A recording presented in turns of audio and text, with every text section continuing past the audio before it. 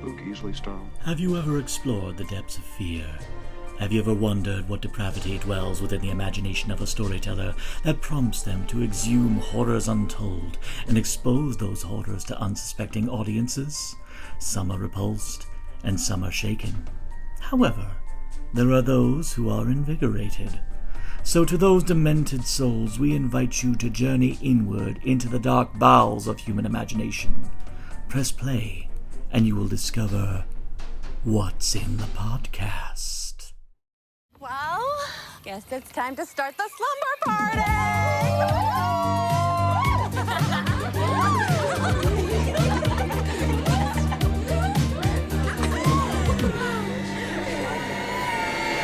No matter what he does, we are ready. Russ is alive and killing.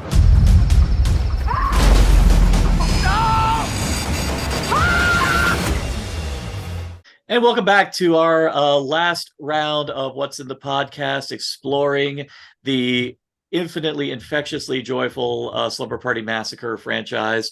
And bringing back me one more time is JT Tally Smith. Welcome back. So now that we've been sitting down reflecting on all of these, I mean, has your love of these movies like enhanced 20-fold or Oh yeah. Yeah. Which I didn't think was possible. I love these movies. I mean, that I hadn't seen the third one until just recently, so that we can discuss it. But aside from that installment, I just adore these films. It's the only franchise where every installment is written and directed by women. And for today, for this final entry, at least until, God willing, another entry comes along, we are talking about the 2021 remake, reboot, requel of Slumber Party Massacre that was directed by Danishka Esterhazy and written by Suzanne Kelly. That came out in 2021. This one came out on Sci-Fi, I think. Yes. It's a sci-fi. Yeah. Sci-fi. Yeah. Did this is the studio that did it. And a long time ago, around time this came out, I would have said that's weird. But nowadays, given how the incredible work they've been doing on Chucky, I'm not surprised anymore. And I remember jumping into this one just intrigued. And actually, this one had a lot of good word of mouth when it came out. And of course, Lynn and I were such big, we love the second one so much. We were just intrigued about I think it was a great time to have this movie come out because the climate's changed. Really, yeah. I mean, the not just the climate for horror, but the climate for women, the climate for gender politics, the way things have changed over the years, even back to when the third one came out. It was time to have another Slumber Party Massacre movie. It was great. And honestly, it was a time that I was hoping women and people would be discovering the original Slumber Party Massacres. I'm like, we're becoming aware of the way women are portrayed in horror films. And I mean, really any film, but I know mostly horror tropes. And we're becoming so meta about it that, the movies are aware of how women are treated. And yet it was like, well, why is no one talking about this classic? We're talking about the classic Final Girls, and how feminist or anti-feminist that could be. And yet no one's bringing up this franchise that was all women at the helm. And then this movie came out and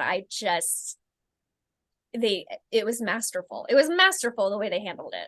I just was so intoxicated by this film's awareness, and this is actually kind of what I meant before about the importance of being passionate about not just the project but of the genre that you're doing. Danishka Esterhazy, actually this is the first film she did after she did the Banana Splits movie. Please! Let me out!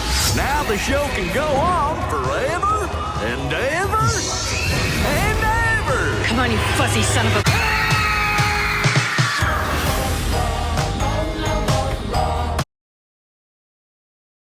Which, for those who've seen, that is like a carnival ride of madness with robot furries laying waste to overbearing characters.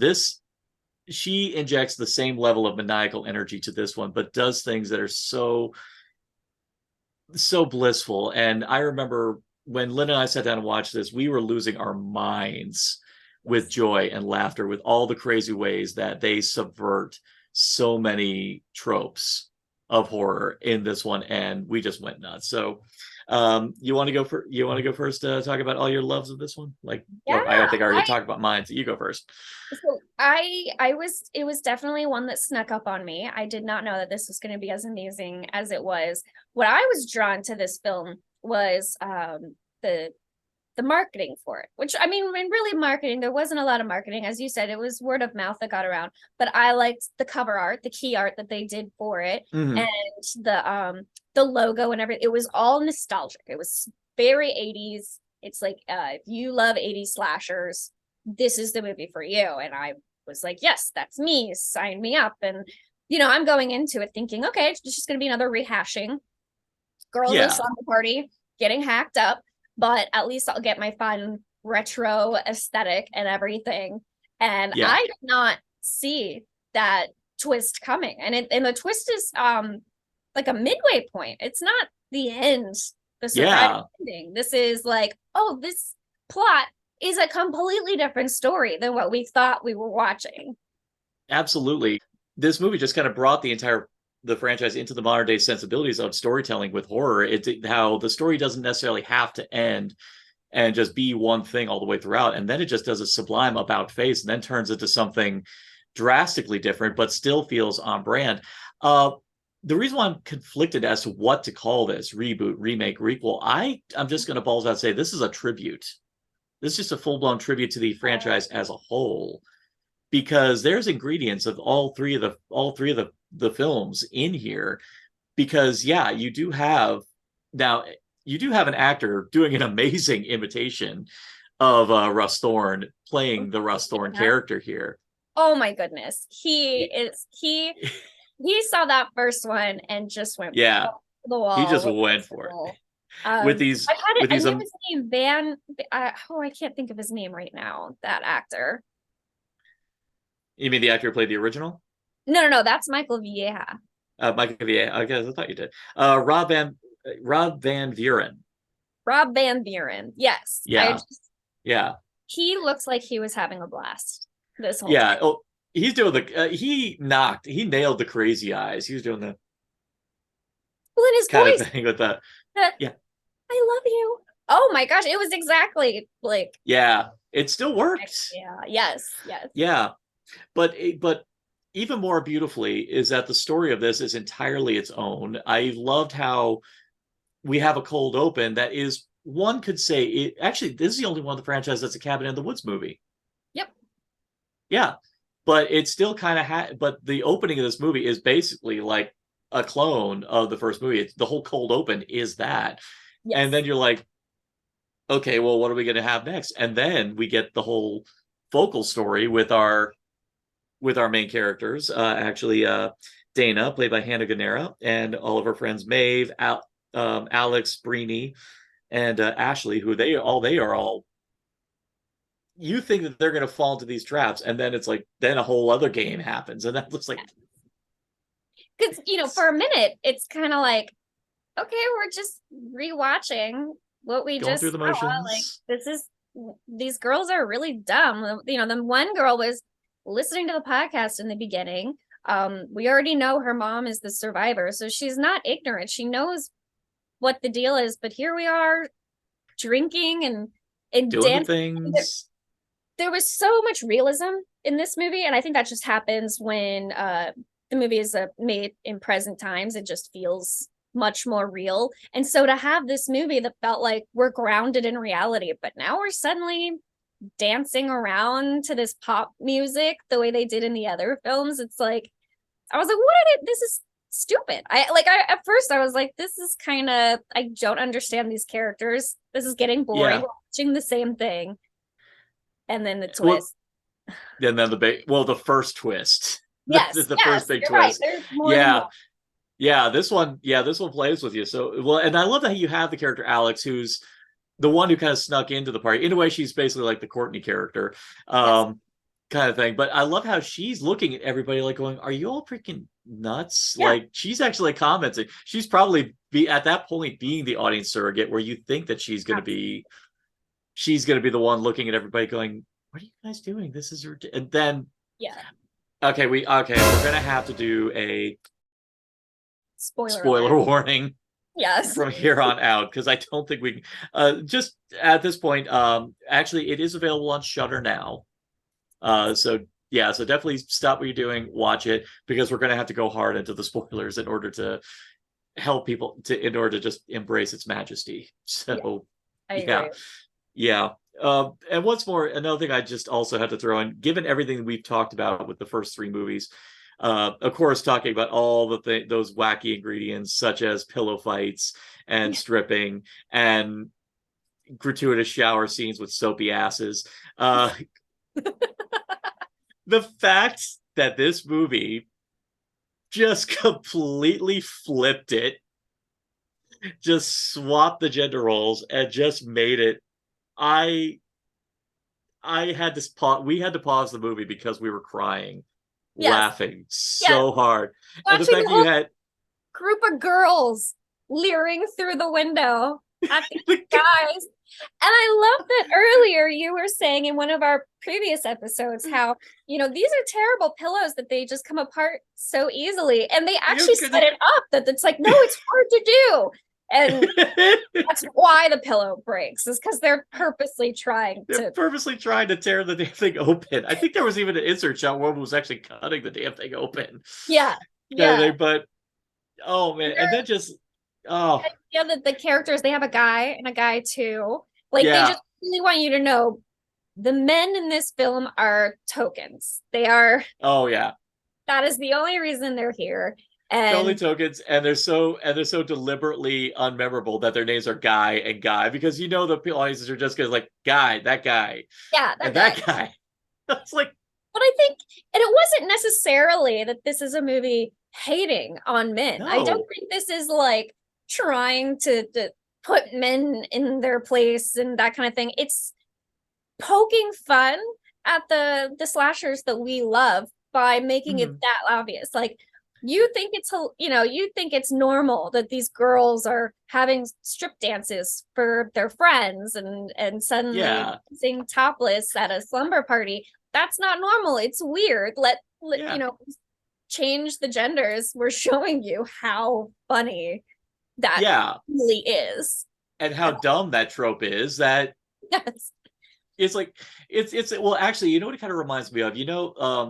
One thing that drives me crazy about the cosplay scene, and not only that, what drives me crazy about video games and even comics is that they have women dressed up and going into battle scenarios wearing bikinis or armor that does fuck all to protect someone, which is the purpose of armor to begin with.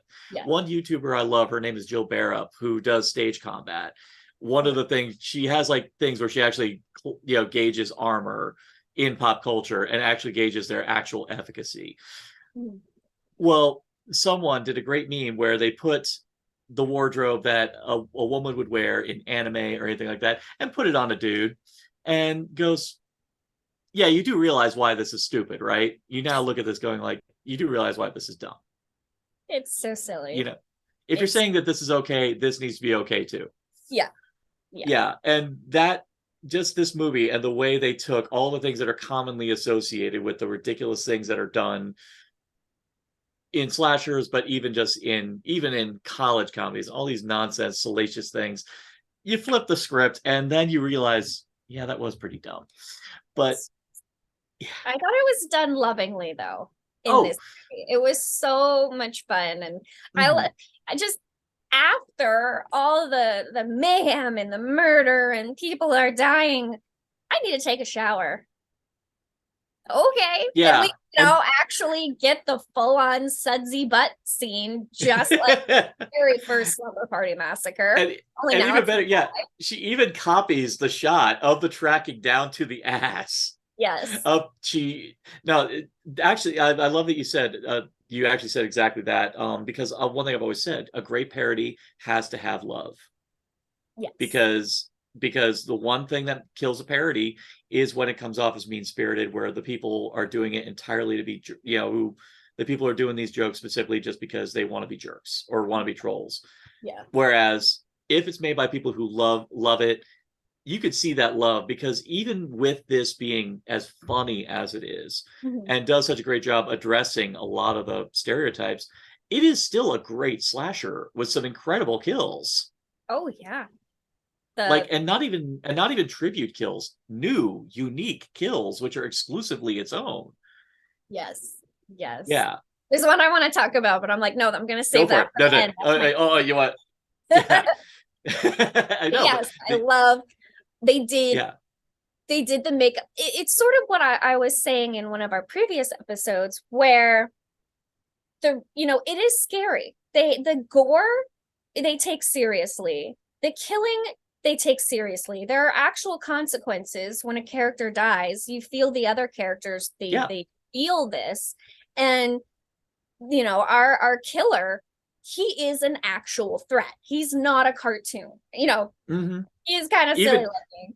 Even if he is like doing a caricature of Russ Thorn, I'm still taking him seriously. I'm still like, this guy can still kill you. Grounded in reality. So I think because they were able to start with that base, then you can add all of this fluff and funny stuff on top of it, as long as you always have that threat level is still there, and they never, as silly as this movie got, the threat level never went away. I was still, this guy's in a shower outdoors for no reason, but I'm still worried. I'm like, something else is gonna happen. And and another thing to this movie's also credit, I mean, they don't treat the guy, they don't, as funny as all the guys are, and how a lot of them are like meant to be the male equivalent to all the female stereotypes of. I do like that you do have some of those people who are still smart enough to actually get in the car and just leave. Yes, absolutely. And I love how it's not even one of the good characters. It's actually like one asshole character. Yes. And you got to be an asshole to get in the car to just leave people to their fate. But it's still just the fact the guy was smart enough to bail, and you never see him again. Yep. Afterwards, he survived. He was a final guy. Final guy. I know. Unearned. Unearned. Well, okay, we're just mad because he was smart enough to get in the damn car and go away. But I suppose we got a little ahead of ourselves. But the thing that's kind of wonderful as this one progresses is that, again, because you think all these girls are falling into the stereotypes, and you have Alex, who, as we've established, was not supposed to be there, who's not in on their plan. You find out that no, this was a plan, that they were doing these stereotypical things to bait Russ Thorn to come and get him, so that way they could get revenge. And I like that our lead was doing this actually to kind of help her mother have some kind of catharsis and peace with the fact that they never found the killer, still out there. I like the fact that was her motivation, and I like that her friends all, because it's still a dangerous thing to convince your friends to come in and do, and the fact that they were all gung-ho about this idea immediately made the characters enriching to me. The idea that they were all willing to come in and do this. Well, and they even, again, as silly as they make some of these things, having the girls at the slumber party are like the scary fighters with the weapons. Like you say, it's like having the friend group be there to support them. They make it very real. At one point towards the end, she's telling her little sister that, oh no, Dina will come back for us. And it's like, well, how do you know? Well, that's what we do. We look out for each other. And there was just something about that line that's like, oh yeah, these characters really care about each other. When the one died, unfortunately with the nail in the eye, but there was a very tender moment. Like, Dana's realizing this isn't a slasher movie. This isn't, something that happened in the past that has no consequences in the present. This is very real. She lost someone that she really cared about. And exactly. It's just, it's more of what I said before, having that very real threat level underneath the playfulness. I thought it was a really good balance, is what I'm saying. Yeah, absolutely. And actually, speaking of consequence, actually, when we do find out who the secondary killer is, underneath that is someone who is a killer because of the consequences of the fact that her son, as you discover, it's the mother of Russ Thorn. She has obviously not been having a great life afterwards because everyone's finding out, oh my God, your son is out there, he's a killer. You probably did not have a happy life afterwards. And unfortunately, because we live in an age now where people just glamorize true crime crime enthusiasts. Hell, one of the guys who were there, actually, no, all those guys were there because they work for a true crime podcast, specifically They were fans of the podcast, and they purposely go to these places where actual murders have happened. And that's what they were saying is their thing. Yeah, and it's like, guys, you are, for all intents and purposes, saying you're enthusiastic about a guy who killed women, because of because of his own depraved means, and you guys are here because you're fans of that. Well, you have when Guy 2 actually stumbles across him in the woods, he's not like, oh my God, he's still alive, we gotta run. He fanboys. He thinks awesome. And it's very strange, but yeah. Much like the first two, you can enjoy them on the surface level, but you can love the subtext.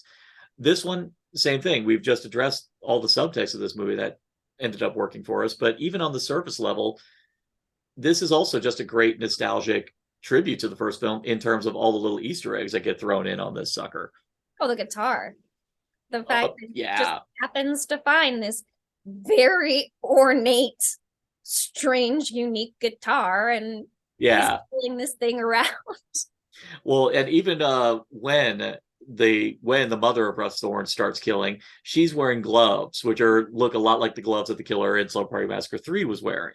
Yes. And I mean, it can be accused, like, sometimes when you put too many Easter eggs in, it just becomes nostalgia baiting, and it kind of upstages. But fortunately, I feel like this is one of those times where I feel like with the tone of the movie, given the fun-spirited tone of the movie, it's okay to be a little bit more overt with that, because whoever would have thought that this movie would ever happen? You might as well have some fun with it. And they have fun with it. If it was like a serious movie, if it was a more serious in tone movie, it would feel a little out there, like little outrageous or out of place. This movie, no, feels perfect. So yeah, it works very well. So I've kind of already waxed like crazy about my first viewing of it. So when you initially watched this, what were, like, as a lover of the first two movies, like, what was can you take me through, like, your reaction when you watched this?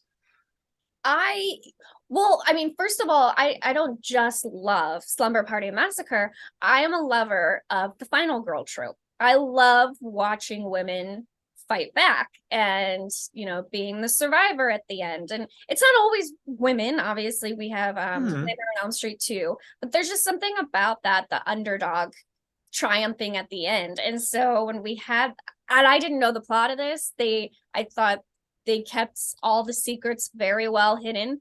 And so when it got to that and they yell pillow fight and I'll pull out a bunch of knives, it's like, oh, this is a whole group of final girl type women. I was like, this is amazing. I absolutely want to see these young teenage girls in their little PJs hunting down a notorious they even say at one point, he definitely killed those 4 girls, but there's over 20 women have gone missing.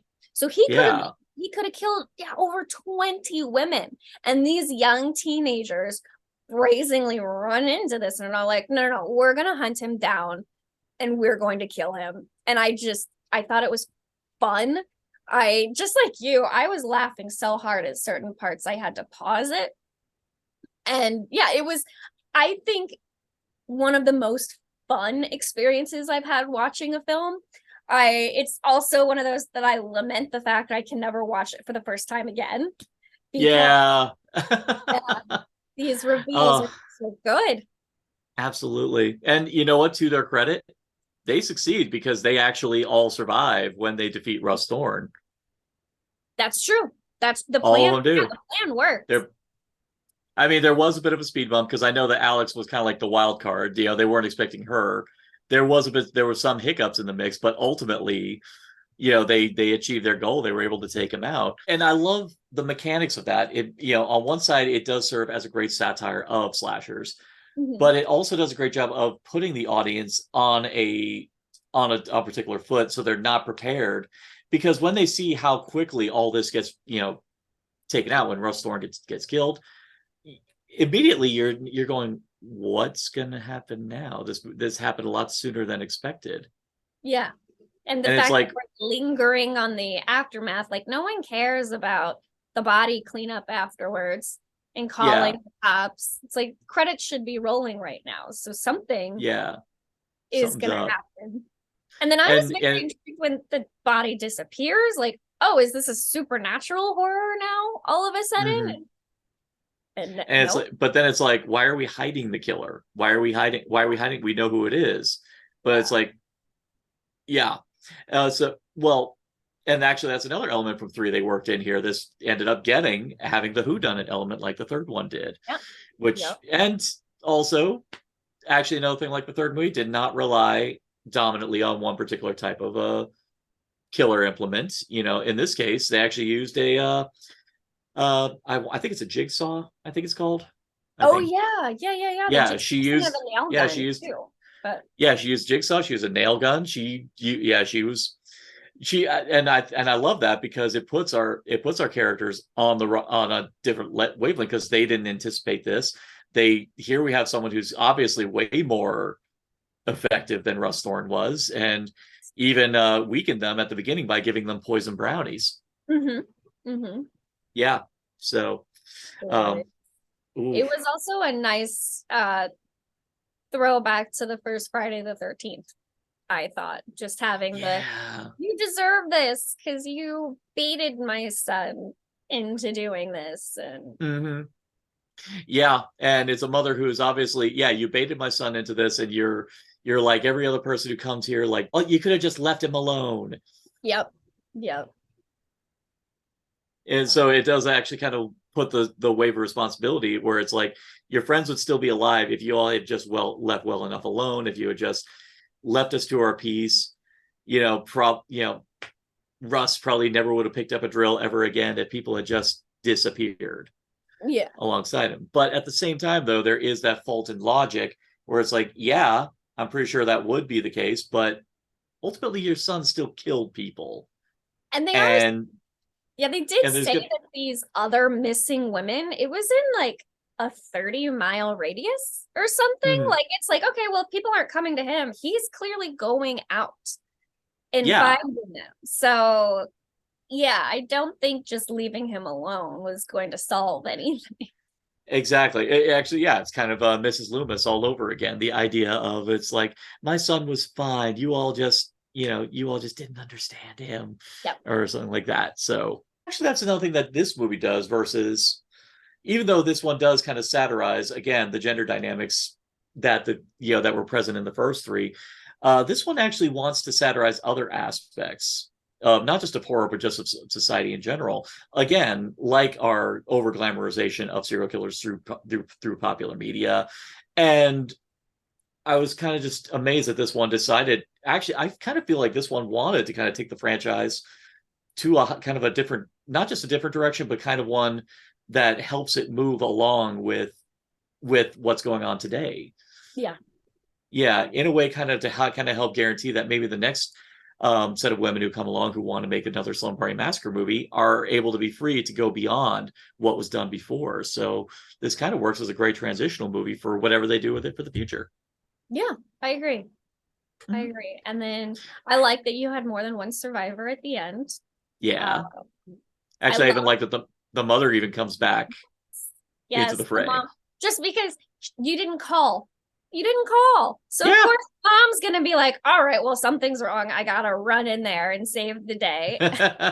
And they set that up perfectly at the beginning of the movie.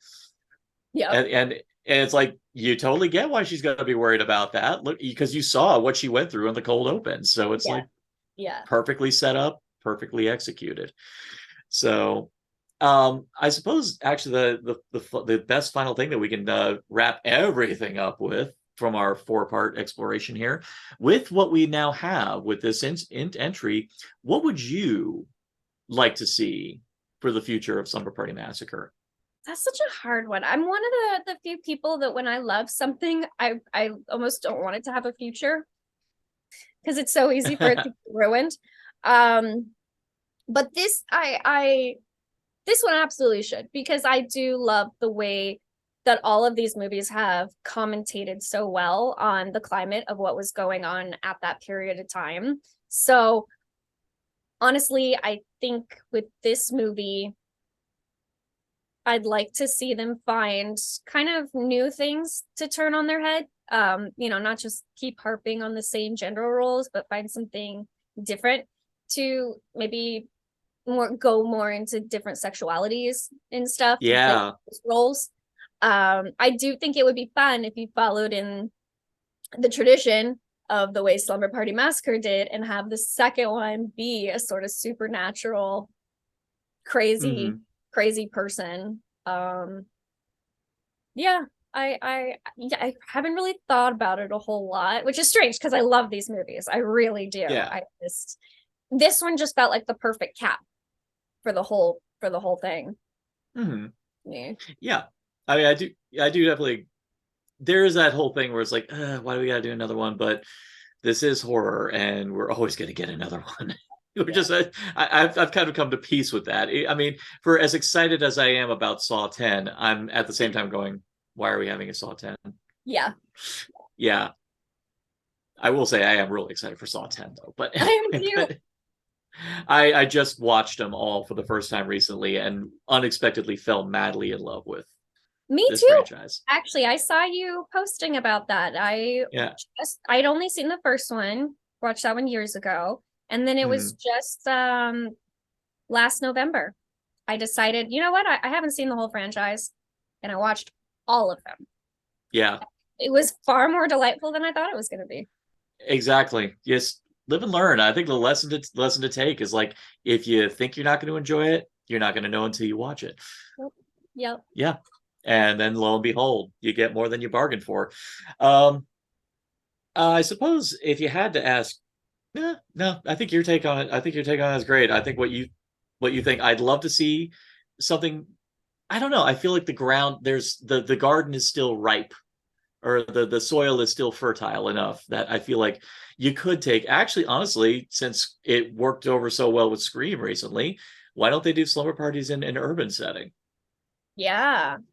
Or on a college camp. Well, then again, that would be Sorority House Massacre if they did it on a college campus. But why don't they do, maybe take them out of high school? Maybe instead have it be like adults doing, maybe like they decide to do nostalgia, just say, I want to be like we were when we were kids. Let's have a whole scenario where they bring back all their friends from like high school, and let's just do the summer parties like we used to have.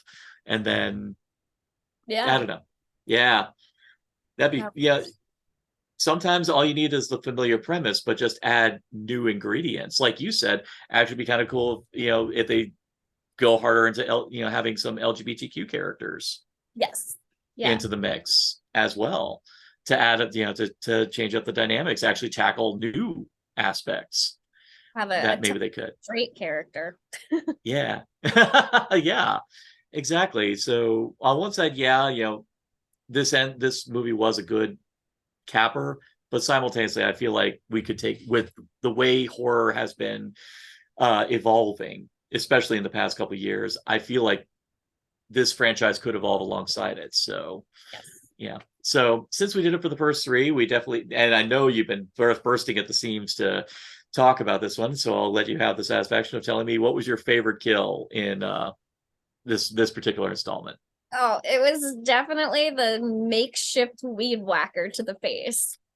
The fact that he just broke this guitar easily, and then the strings got stuck on it, and he just like weed whacked this guy's face, which was horrifying enough seeing it from behind, and what's happening, and then they show you this face that's just completely like taken apart, and the makeup was amazing. I laughed so hard. That character, first of all, I just thought he was great. The way, oh, don't worry, women, stay here. And even his friends are like, they're the ones with the weapons. And he's like, got this.